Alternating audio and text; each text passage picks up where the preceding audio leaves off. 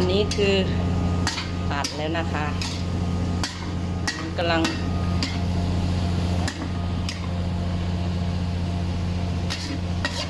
เราใส่ไข่ด้วยเนาะแล้วก็ใส่เส้นหมี่ค่ะครบอันนี้เราปรุงเรียบร้อยแล้วใส่เส้นหมี่ชิบโอ้มันแห้งนิดนึงสำหรับคนชอบกินแห้งๆก็ทำได้ก็ใส่พริก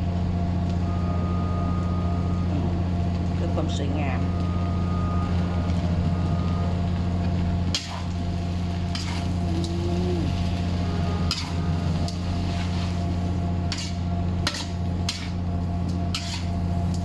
ถ้าใครไม่ชอบอาหารทะเลเนาะใส่หมูหรือใส่ไก่หรือใส่เนื้อก็ได้ค่ะ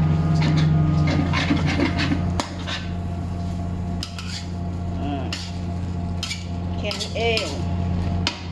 แล้วก็ใส่กะเพราเราลงไป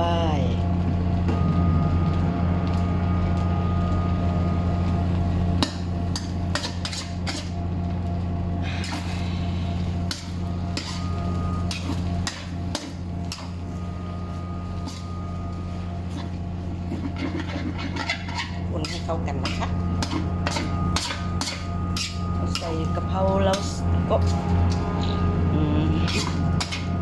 แค่นี้ก็เป็นเสร็จพิธี